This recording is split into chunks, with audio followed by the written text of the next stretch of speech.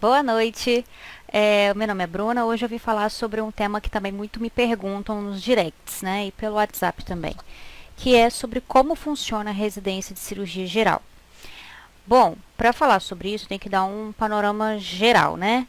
Primeiro que existem hoje duas possibilidades para você fazer residência de cirurgia geral, né? Você faz ou 2 anos ou 3 anos de cirurgia geral. Primeiro, né, lógico, você vai fazer a prova de residência médica e aí lá nas opções você vai escolher quantos anos de cirurgia geral que você quer fazer.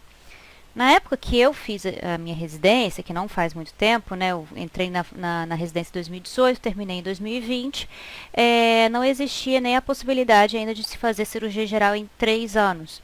Então, eu fiz 2 anos mesmo, que era o que acontecia até 2019, se não me engano. E aí, o que acontece? Qual a diferença de você fazer residência de cirurgia geral por 2 anos ou 3 anos? Por 2 anos, você vai passar pela residência e no final desses 2 anos, você tem que fazer uma subespecialização. É como se fosse um pré-requisito para você fazer outra especialidade, uma subespecialização, né? Por exemplo, cirurgia vascular, cirurgia pediátrica, enfim. Então, ao longo desses 2 anos, você vai tendo um panorama de cirurgia geral. No final desse segundo ano, você faz uma nova prova para poder passar na sua subespecialização. Ah, beleza, e se eu não passar, eu posso trabalhar como cirurgião geral? Não, não pode. Então, esses 2 anos só servem apenas como um pré-requisito, tá? Então, se você não passar na sua subespecialização, você vai dar plantões de cirurgia, de clínica médica, até você passar na sua sub. E quando você escolhe, né, tem a opção de fazer cirurgia geral pelos 3 anos, você termina os 3 anos e consegue sim dar plantões e trabalhar como cirurgião geral. E também nada impede de você fazer a prova para fazer a subespecialização também. E quando você entra em qualquer residência, não só de cirurgia geral, você tem alguns níveis, né, para você ir passando de fase. É o R1, R2, R3, R4, R5, enfim. E o que significam esses níveis? O que significam esses números? O R1 é a pessoa que está no primeiro ano de residência. Tá? O R2 é a pessoa que está no segundo ano de residência, portanto, numa fase mais avançada. O R3 é o que está no terceiro ano de residência e por aí vai. No meu caso, eu só tive como fazer 2 anos de residência em cirurgia geral e me formei cirurgiã, porque na minha época não tinha oportunidade de fazer 3 anos, né? Então, eu tive um ano, que era o R1, o segundo ano era o R2. Quando eu for fazer a minha subespecialização, aí eu vou ser R3, tá? Que seria o R1 da subespecialidade.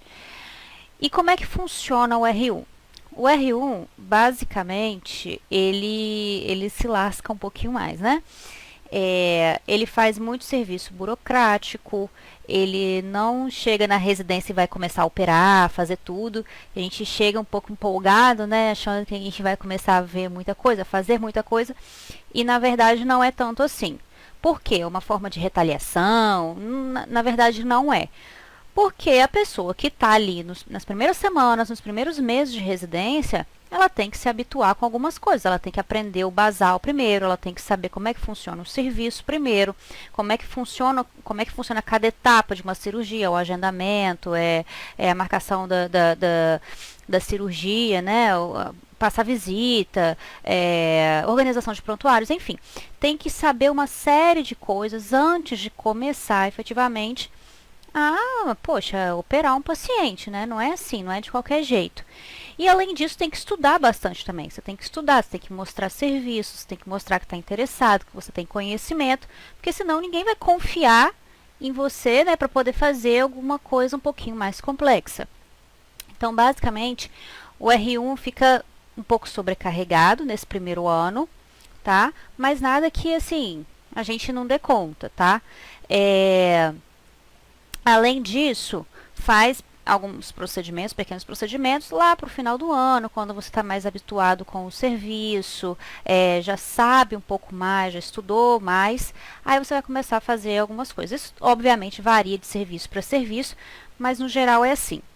No R2, você começa a ter um pouquinho mais de liberdade para fazer alguns procedimentos e algumas cirurgias, né? E assim, o R2 ele está isento de qualquer parte burocrática? Na verdade, não. Na verdade, quanto mais você vai subindo essa escadinha, esse nível, né, subindo de fase, você realmente tem um pouquinho menos de trabalho braçal, mas a sua responsabilidade aumenta cada vez mais.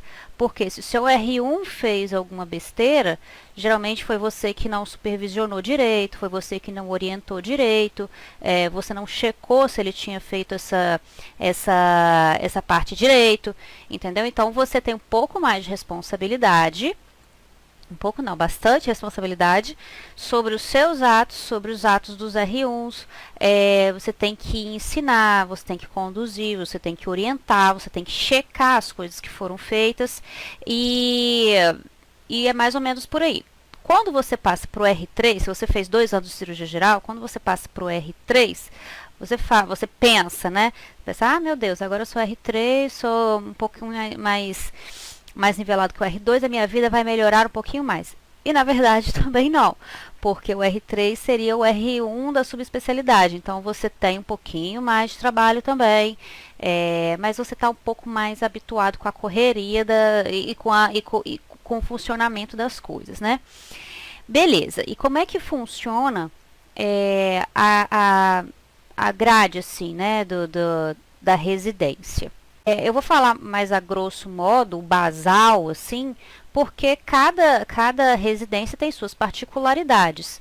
Mas, de maneira geral, a gente fica os 2 longos anos rodando praticamente, muito mais assim, em cirurgia geral e cirurgia do aparelho digestivo. Tá? Mas a gente tem obrigatoriedade de seguir algumas especialidades, obviamente. Como urologia, a gente roda um mês, cirurgia vascular, outro mês, cirurgia pediátrica, cirurgia torácica, terapia intensiva, e eu não sei se eu estou me esquecendo de mais alguma, mas assim, basicamente é isso. A gente também tem que rodar em urgência e emergência, só que no meu caso, por exemplo, não foi um mês, não foram 2 meses, não foi, foi durante a residência toda, os 2 anos, a gente tinha plantões alocados, então a gente rodava na urgência e emergência ao longo de toda a residência, entendeu?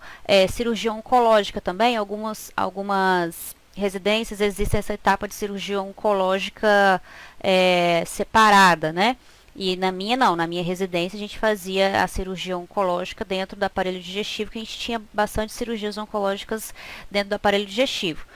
Então, basicamente essa dinâmica. E aí a gente tem plantões obrigatórios, né, que a gente obviamente não recebe a mais por cada plantão que a gente dá, porque é obrigatório da cirurgia. Para completar a carga horária, né, de urgência e emergência, enfim, de onde você estiver rodando. E aí você passa visitas, os estágios, né, você passa visita cedo, você prescreve os pacientes, você faz a parte burocrática, vai para o centro cirúrgico, opera, faz o pós-operatório, vê aquele paciente no ambulatório depois para fazer a revisão da cirurgia, retirada de pão, enfim. Isso daí, cada particularidade vai depender, né, do estágio em que você está rodando. Além da parte boa, que é a parte prática, é a parte de estar lá no hospital, botar a mão na massa, de ver a cirurgia acontecendo ou de fazer a cirurgia acontecer, a gente tem a parte teórica também, obviamente. Então, assim, como eu falei também, cada hospital tem sua particularidade, mas onde eu estava rodando, a gente sempre tinha aula uma vez por semana, tá? No mínimo, uma vez por semana. E existiam provas também, então assim, não pense que é só você ir lá fazer residência, tal, porque não é. Você tem aulas, você tem que dar aulas também, você tem provas para você ser avaliado, enfim. E no final da residência você tem que apresentar o TCC também, tá? Então, assim, durante toda a residência, você além de ter que dar conta de toda essa parte da residência que a gente sabe que é bem cansativa, bem puxada, você ainda tem que estudar para a sua residência, para o que você está fazendo. Você tem que estudar as aulas que você tem que dar e as aulas que você vai participar. Você tem que estudar para passar também na sua subespecialização, se você quiser fazer. E também tem que estudar para fazer o seu TCC. Então, assim, olha o tanto de coisa que a gente tem que fazer, né? Mas no final dá tudo certo, a gente dá conta. E, e geralmente, assim, essa parte é bem cansativa, mas que vai valer a pena no futuro. Eu espero que eu tenha deixado bem claro como é que funciona. E se vocês tiverem alguma dúvida, vocês podem entrar em contato comigo. E se eu estiver esquecendo de alguma etapa também, de alguma especialidade que eu passei batido, vocês me falam que eu vou colocar na legenda. Boa noite.